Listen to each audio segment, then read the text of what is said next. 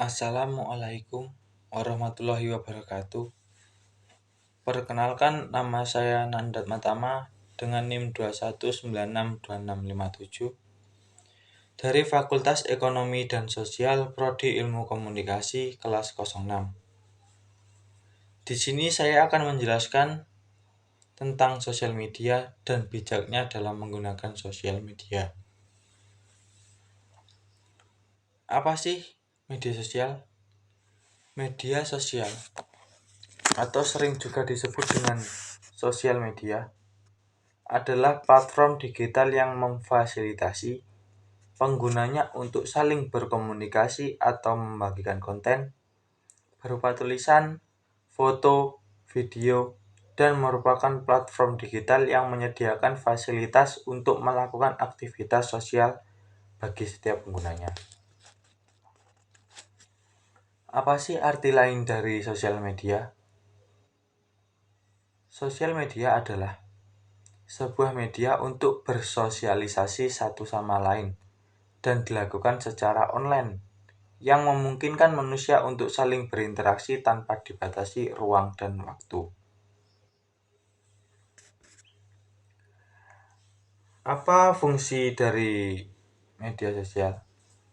Media sosial dapat dipahami sebagai suatu platform digital yang menyediakan fasilitas untuk melakukan aktivitas sosial bagi setiap penggunanya. Jejaring sosial adalah jenis media sosial yang hingga saat ini masih populer. Seperti namanya, fungsi utama adalah untuk bersosialisasi satu sama lain.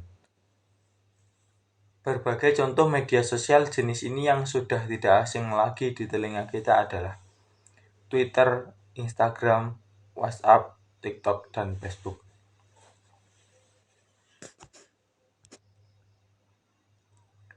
Apa yang dimaksud dengan sosial media yang baik dan yang buruk akan kita jelaskan ke depannya atau untuk beberapa saat ke depan.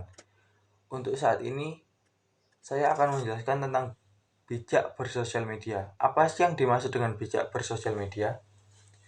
Bijak bersosial media merupakan sebuah ajakan untuk lebih bijak dalam penggunaan media sosial, yaitu dengan menjaga nilai-nilai positif dan selalu berhati-hati dalam penggunaannya.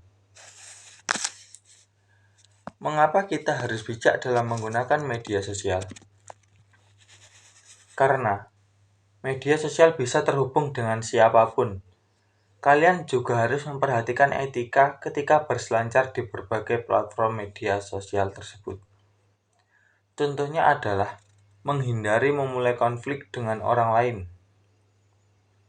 memberi komentar yang tercela, ataupun bersikap terlalu ekstrim mengenai sebuah hal di media sosial. Karena hal-hal tersebut dapat memicu sebuah kesalahpahaman yang mengakibatkan permasalahan yang bisa menjadi panjang ke depannya. Karena tidak semua orang senang dengan perkataan kita. Ada orang yang terlalu tersinggung, orang yang santai, dan orang yang biasa saja. Apa akibatnya bila kita tidak bijak dalam menggunakan media sosial? Dampak yang dapat timbul akibat kurang bijak dalam bermedia sosial. Dampak tersebut misalnya gangguan kesehatan seperti sakit mata. Kan kita bersosial media atau menggunakan sosial media pasti menggunakan media juga seperti HP, laptop, dan sebagainya. Jika kita menggunakannya terlalu sering maka itu tidak baik untuk kesehatan mata. Yang kedua, terpapar konten negatif dan pemberitaan hoax. Konten-konten negatif seperti ini adalah konten yang sangat berbahaya bagi kita, dan pemberitaan hoax atau berita bohong juga dapat berpengaruh buruk bagi kita. Yang ketiga, menimbulkan gangguan mental.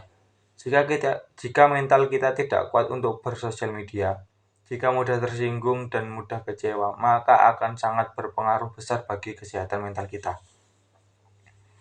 Yang keempat, mengganggu relasi di dunia nyata hingga memicu kejahatan. Di sini saya akan menjelaskan dampak negatifnya juga.